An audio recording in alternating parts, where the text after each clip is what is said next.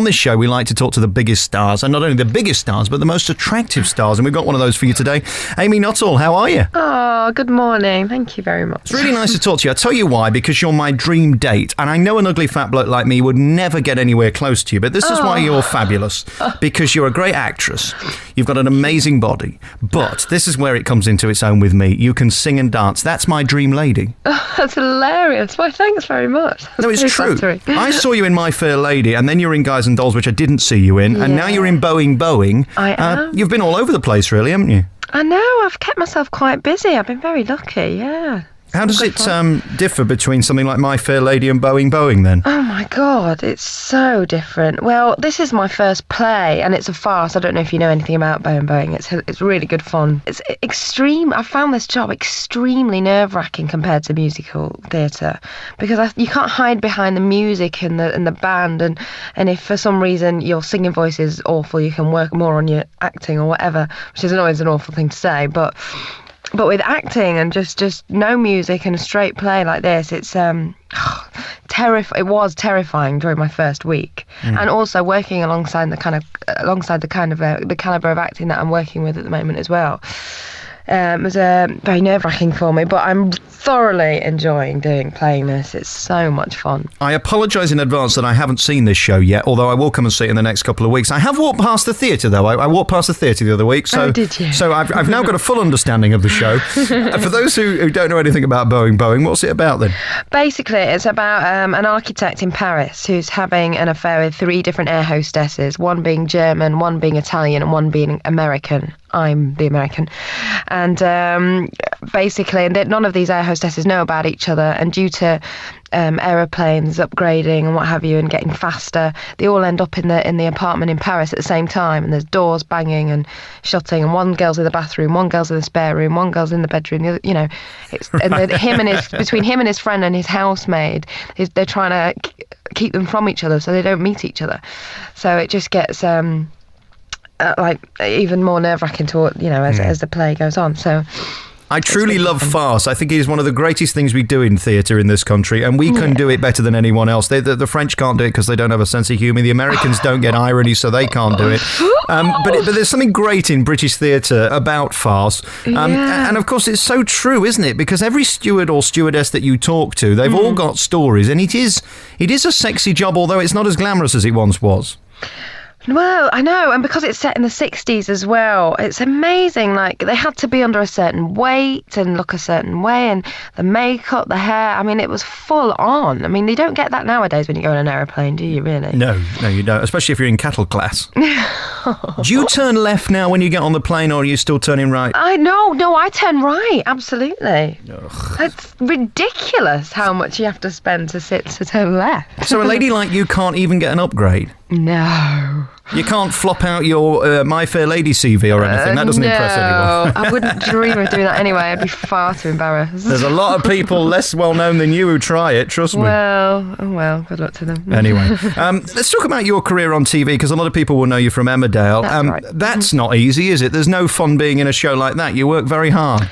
You do work very hard, but no harder than anybody else in their own jobs, I expect, really. But I mean, it is quite full on. I mean, with Emmerdale, you've got 6 episodes going out 6 nights a week, so the turnover is pretty fast, and they shoot 6 weeks in advance, and they do about 16 scenes a day. I mean, there's no time for rehearsal in Emmerdale, in Soapland, anyway. That's what I don't get either. I mean, it's crazy. I know a lot of people who've just come out of Coronation Street have recently criticised that for losing its quality, production values and writing. Yeah. I know John Savardon did a huge scathing attack on them, saying that it just isn't up to scratch anymore. And you can kind of see the joins occasionally, and that is down to the fact now that they want it on virtually every day.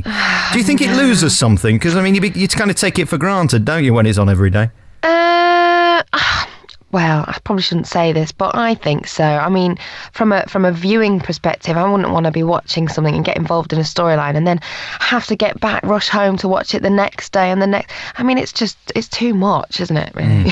From your point of view, though, I presume you didn't come into show business to work that hard either. I mean, the whole point of doing this job is so that you've got an easy life. Oh, it's not an easy life. Who said that? No, I'd say theatre, and God, it's the whole adrenaline and nerves, if anything, take it out of you.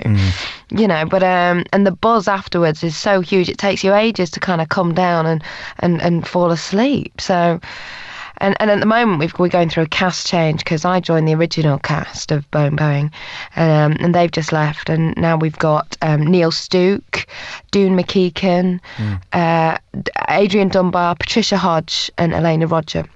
And we're soon being joined by Rhea Perlman from Cheers. All right. I know. That'll be fun. So she's joining us at the end of June. So, yeah. I was last in that theatre, I think, when Steptoe was there, and there ain't no glamour in theatre either. I mean, once you get behind that curtain, it is rat-infested, it is unglamorous, it is small, you are in a hot, stinky dressing room for most of your life. What does actually draw you to theatre, other than that 90 minutes that you're actually on stage? That's a very good question. No, I actually love all that, and I love all that backstage thing. I mean, it is true, there are no windows in any of the dressing rooms, they're tiny, and, you know, but I love it. I love that kind of whole atmosphere backstage, and when you can hear the audience filing into the audience, and the buzz of it all, and the adrenaline, and it's just, the atmosphere is electric. It's so exciting. I was in the Palladium a while back with Biggins doing an interview about Chitty, and 2 mice ran across my feet. I swear on my mother's life. Do you have a problem with mice in your dressing room? You know, no, but every time I've especially moving around the country with My Fair Lady, the people were always complaining about mice, especially wardrobe, but because they'd find things in costume and things like that. But I've never come across it. I've been very lucky, I have to say. Oh, you see, you're just too glamorous. That's the thing. Is there any dream role you've got? I mean, theatre's an interesting place now. I was down there last weekend seeing Wicked, which is just fabulous. Is it? It's a tremendous show. I mean, I saw it originally on Broadway, and I think this cast is as good as the Broadway cast, which is not. Oh, nice. It's not normally the case. I don't know whether you agree, but Broadway theatre normally, depending on the show, and the kind of it's normally got the edge. I think plays we do a lot better actually, and certainly Fast they couldn't even match that. Is there any dream role that you've kind of got your eye on in the West End other than the one you're doing now? Well, there was one. I really wanted to play Maria in The Sound of Music, which most people laugh at. But you've got to do a reality show. Try Big Brother.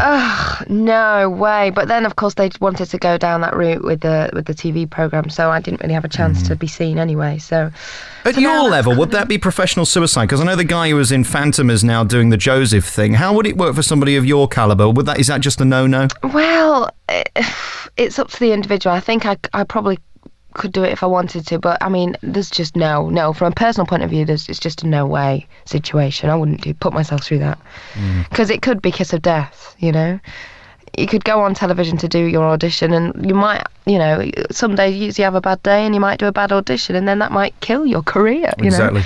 And you're so in the lap of the editors and the program, aren't you? There's so many things that can affect your performance. Yeah.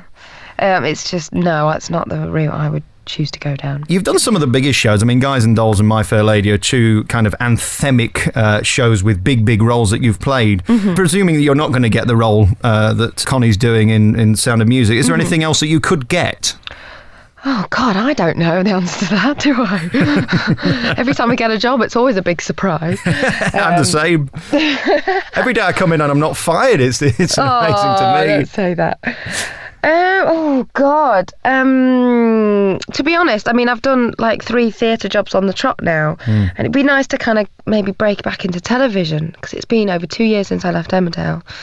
But of course, I've got my album coming out in September, because I finished Boeing on August the 18th. I'm just trying to work out what you do, though, because, I mean, you don't cook, you don't clean, you don't do gardening. I mean, what would you be on the TV? How do you know? Well, you haven't got time, you're in theatre. I manage. I'm a girl. Girls can do multitask. Absolutely. Well, listen, congratulations on being you, because you're stunning and you've got an amazing voice and a tremendous presence on stage. I look forward to seeing Boeing. I haven't seen it yet. I hate that when I can't talk about your actual performance in this. Yeah, come and see us. But I certainly have seen you in other stuff, and My Fair Lady, you were terrific. And thank you for coming on the programme. I appreciate it, because you must have somebody better to talk to, or somebody more interesting. No, not at all. Great to talk to you, Amy Nuttall. Thanks for coming on. Thank you. Bye-bye. Ta-da. The Alex Belfield In Conversation podcast with daisymedia.co.uk.